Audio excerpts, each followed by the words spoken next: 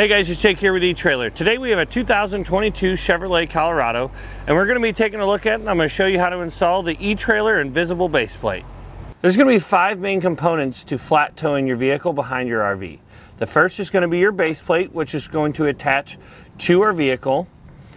Next is going to be our tow bar, which is going to attach the RV to the vehicle so it can pull it safely down the road.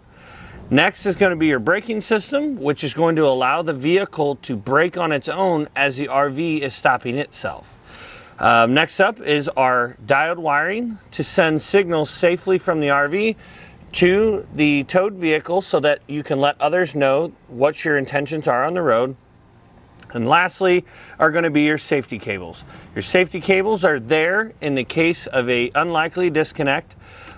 Your vehicle won't travel down the road. It'll stay safely behind your RV so you can get pulled over and get the situation handled.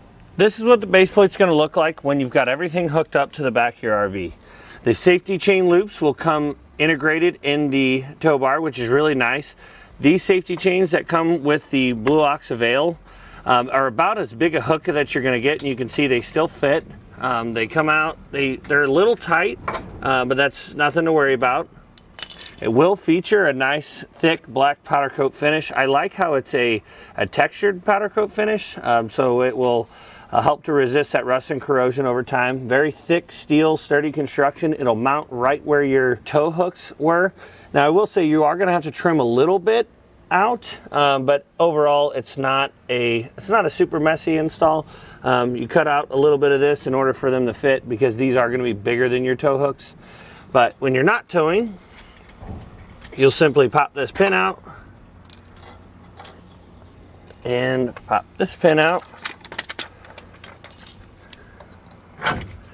Slide your bar off. You can either leave this in, most people will take them out, you twist, turn it, and this is all that you're left with. So it's a nice clean look.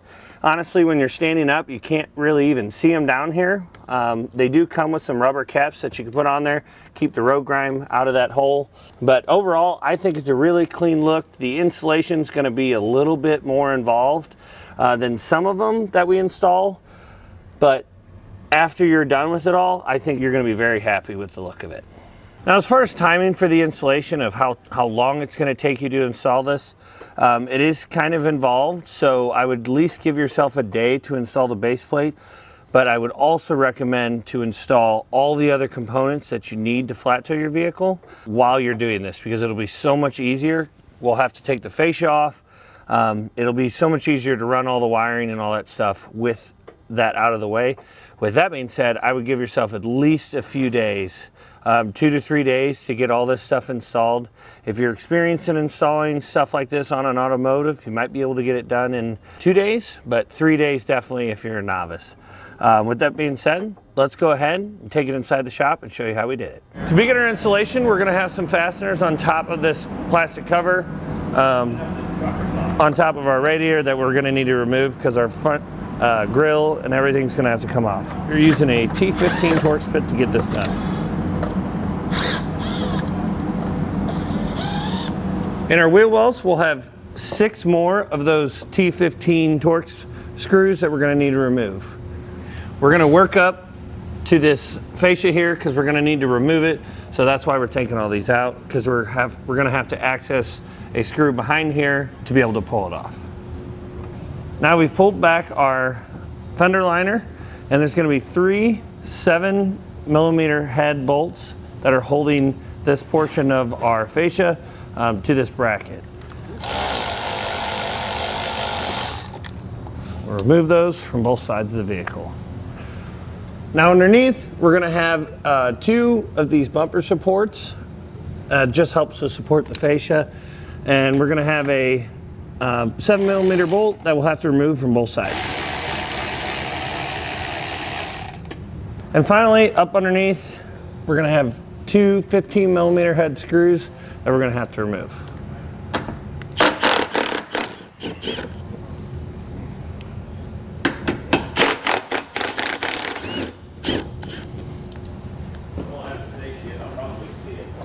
We'll just give it a tug, make sure everything's loose. We're going to remove these fog lights now since we could access them easier. It'll just make taking the front fascia off a lot easier. So we'll just unplug them. You just need to pinch in on the blue tab and it'll allow you to pull it out.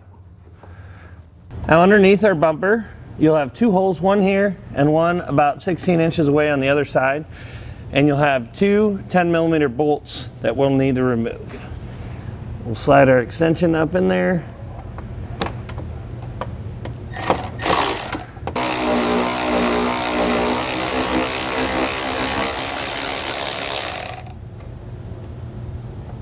Just like that.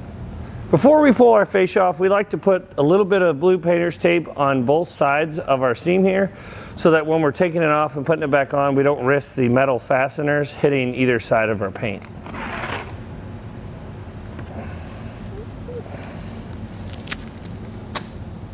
Now with the second set of hands, we can take our fascia and pop it off.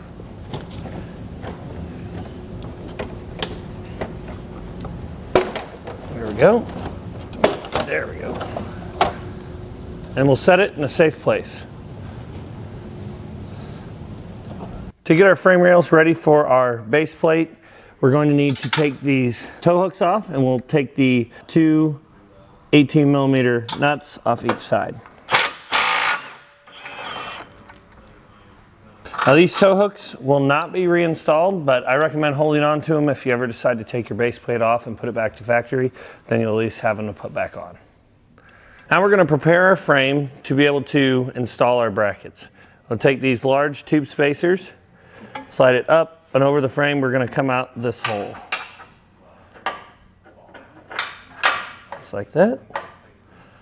And you'll notice that the end of it will be flush with the hole, just like that.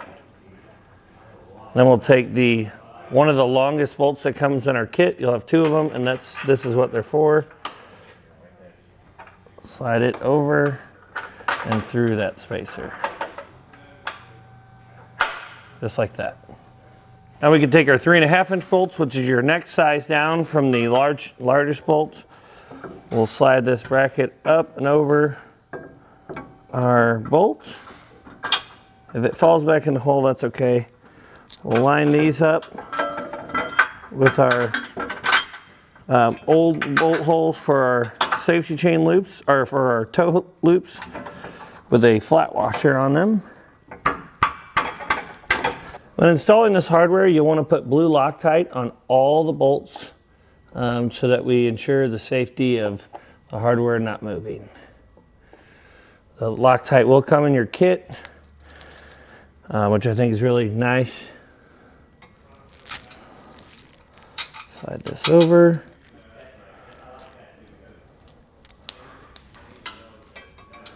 Followed by a lock washer and then our nut. We're going to leave this hardware loose until we get all of our all the nuts on, because otherwise it can stiffen up a little bit and make it harder to insert all the bolts. Now, making sure that our spacer is still lined up with the hole, you can see it through our bolt hole. We'll move this bracket back till they line up, and then do the same thing. Put some blue Loctite on it, and then a lock washer and a nut. Now, if your brackets right here are not lining up flush with the frame, you'll have to shave down part of that bracket where our toe loops came off of, and then it'll allow this to slide over and be flush to the frame. Finally, we'll take our shortest bolt that comes in our kit, a flat washer, line it up. This hole is going to line up with that hole, and these shorter spacers. Thread it in. This is why we leave everything loose, so that we can get it all lined up. Then we'll take a lock washer and a nut and put it on the back side. This is going to be very difficult to see because it's inside this tube.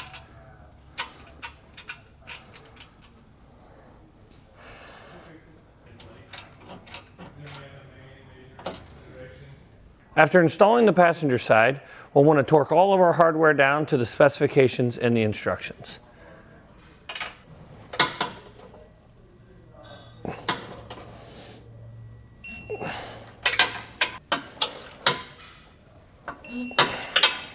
Now we need to put our safety cables on. We'll loop the safety cable up and over the frame, and then we'll take the D-link, which comes in our kit, put this side of the cable on this. There's a couple different ways you could do it. We just recommend being behind this body mount, so that way in case anything were to come disconnected, it's going to grab this body mount and not something else. And then we'll take the other side of our cable, run it through the other side of our D-link, just like that, and then tighten it up. At this time, you would reinstall your fascia and bumper.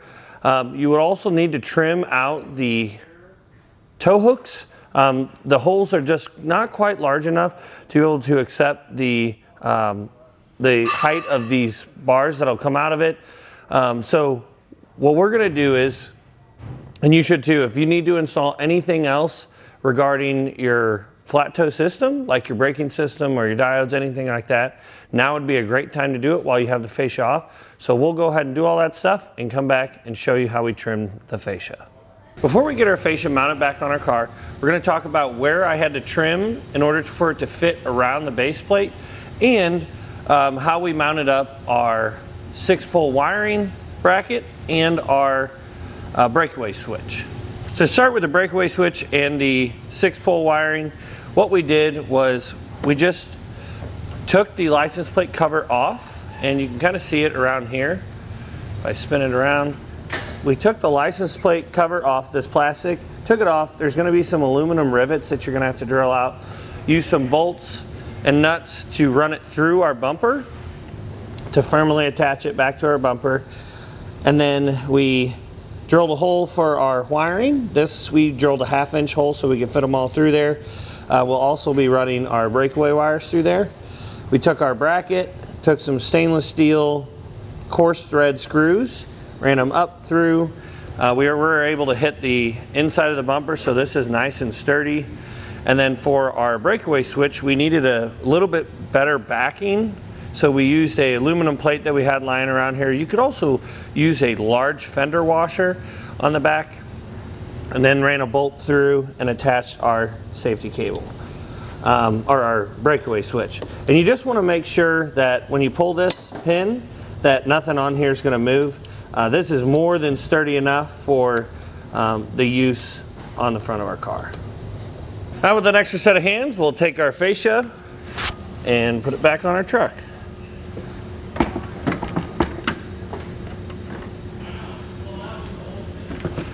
Make sure everything is sliding over what it's supposed to go over from the factory. Get all our pins lined back up.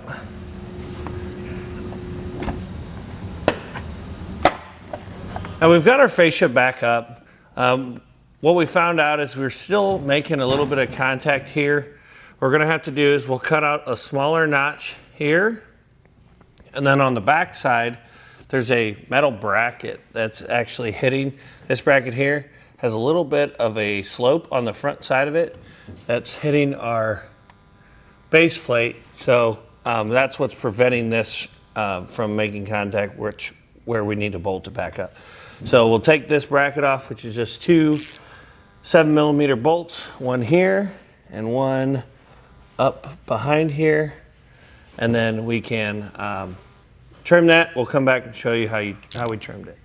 We got one bolt here and one bolt here. We're just going to take this bracket off.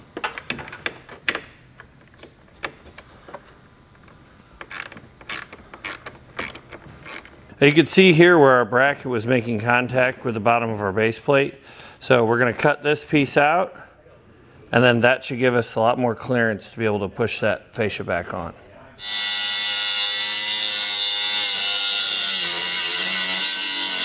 With our bracket cut, we can now put it back in place and then test our fitment. For trimming the front of this, we're going to just go ahead and trim down to this ridge here at the bottom, and we're going to have to trim a little bit more on the top. See where this comes up here? We'll go up and over about the same amount, about a 1/2 inch.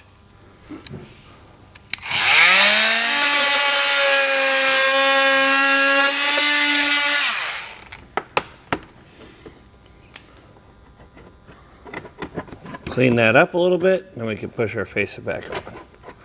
And one last thing we're going to add before we put our factory hardware back in is we're going to add a spacer, just a washer in here. If you have a normal washer, you want to probably use 2. We have a pretty thick conical tooth washer. Put it between the plate we just cut and the bottom of our bracket here. The reason for this is if we don't do it, there's going to be a lot of pressure pulling up on this bottom valance, which is going to make it want to separate from here. So that's what we figured out on the other side, so we'll do it the same on this side.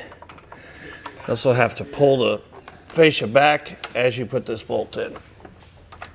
Well guys, hopefully this information helped you to decide whether or not the eTrailer Invisible Base Plate is right for you and your 2022 Chevrolet Colorado.